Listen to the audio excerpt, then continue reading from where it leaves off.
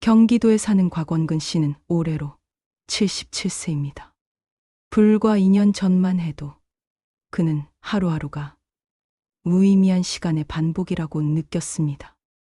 아내가 세상을 떠난 뒤 그는 집 안에만 머물렀고 TV 소리 외엔 들려오는 소리도 없었습니다.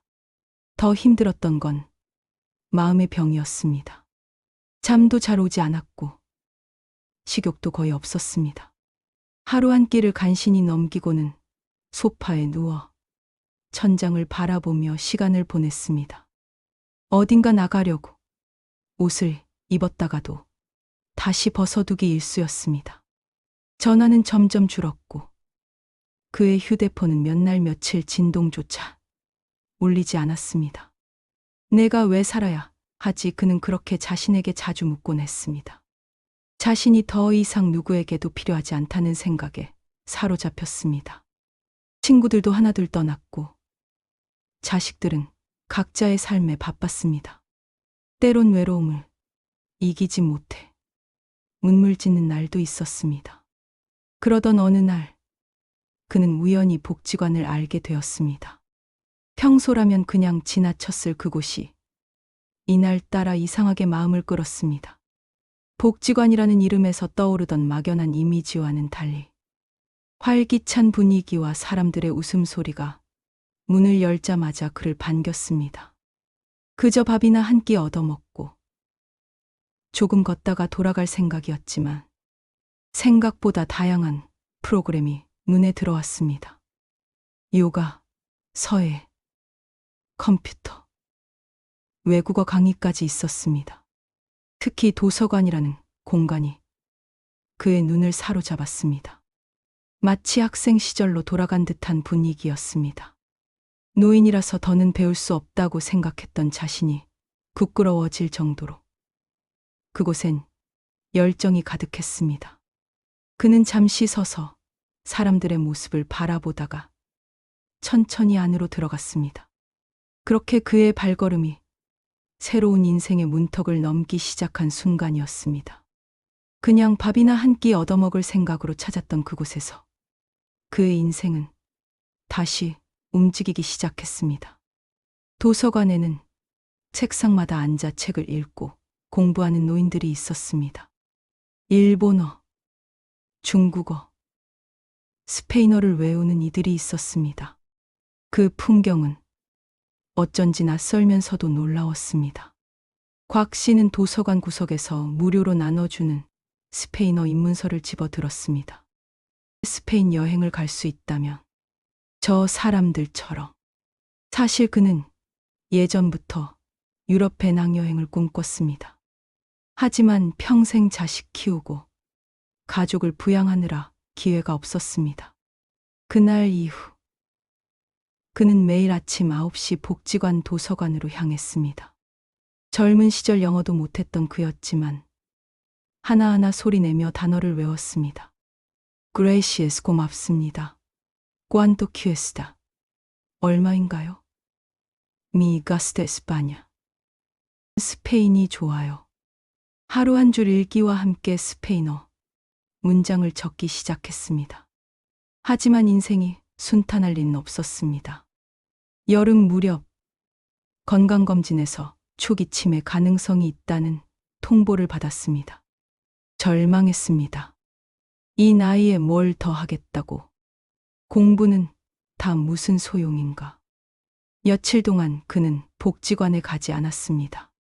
머릿속에는 포기라는 단어만 맴돌았습니다. 그러던 중 복지관에서 알게 된 한 지인의 전화가 울렸습니다. 원근 형님, 안 나오시니까 도서관이 횡해요. 보고 싶어요. 그 한마디가 가슴 깊이 박혔습니다. 곽 씨는 다시 도서관으로 나갔습니다. 이번에는 단순히 스페인어 공부가 아니었습니다. 뇌를 움직이고 삶을 기록하고 나를 되찾는 싸움이었습니다.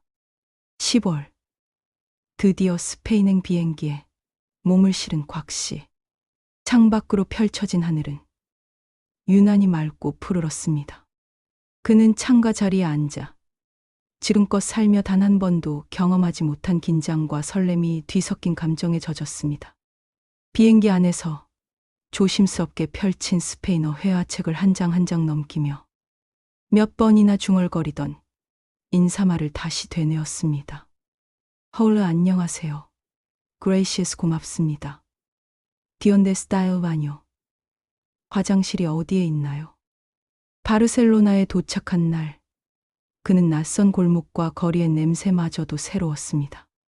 도시의 리듬과 색깔, 활기찬 사람들의 표정 하나하나가 생생하게 다가왔습니다. 현지 시장에서는 수십 번 연습했던 문장을 드디어 꺼냈습니다. Cuánto cuesta esto? 이거 얼마예요? 그 말에 가게 주인이 환하게 웃으며 가격을 알려줬고, 그는 자연스럽게 gracious, 고맙습니다라고 대답했습니다. 그 순간 그는 단순한 여행객이 아니라 새로운 인생의 주인공이 된 듯한 기분이었습니다.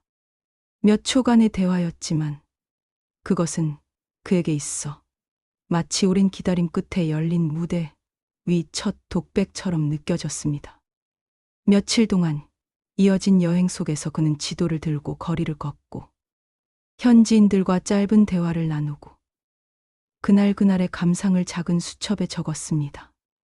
때론 길을 잃었지만 그런 순간마저도 삶의 일부로 받아들였습니다. 그는 그 안에서 또 다른 나를 발견했습니다. 특별한 에피소드가 하나 더 있었습니다. 스페인 북부 빌바오의 작은 카페에서였습니다. 비 오는 오후, 그는 우산도 없이 카페 안으로 들어와 몸을 녹이고 있었습니다. 그때 옆 테이블에 앉아있던 중년 부부가 그에게 말을 걸었습니다. 영어도 통하지 않았고 그들 역시 한국인을 처음 본 듯 낯설어했지만 곽 씨는 배운 스페인어로 천천히 자신을 소개했습니다. Soy coreano. Estoy viajando solo. Me encanta España.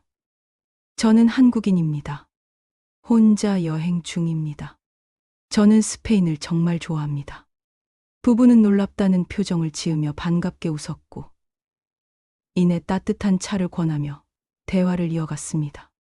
대화가 이어지며 그들은 곽 씨에게 자신들의 가족 이야기를 들려줬고 곽 씨도 손자 사진을 보여주며 함께 웃었습니다. 짧은 시간이었지만 언어와 마음이 통해 만들어낸 교감의 순간이었습니다. 카페를 나설 부부는 그에게 스페인어로 말했습니다. Eres joven de corazón. 당신은 마음이 젊습니다. 그 말에 곽 씨는 눈시울이 붉어졌습니다. 그는 그날 밤 수첩에 이렇게 적었습니다. 77세. 내 마음이 다시 20살이 되었습니다. 귀국 후 그는 여행기를 정성껏 정리했습니다. 77세. 내가 다시 태어난 도시. 스페인 바르셀로나. 그 글은 곡지관 소식지에 실렸고 나는 이들에게 감동과 영감을 주었습니다.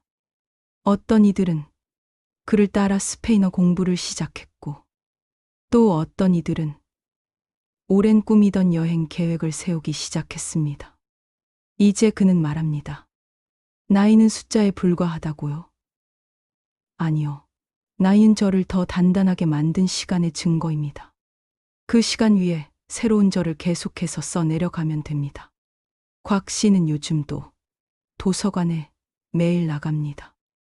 이제는 스페인어 다음으로 프랑스어를 공부 중입니다. 그가 쓴 여행기는 복지관에서 인생 기록문 프로그램의 교재가 되었고 그는 직접 강의도 맡고 있습니다.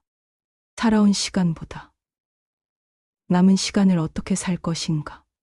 그가 청중에게 자주 전하는 말입니다.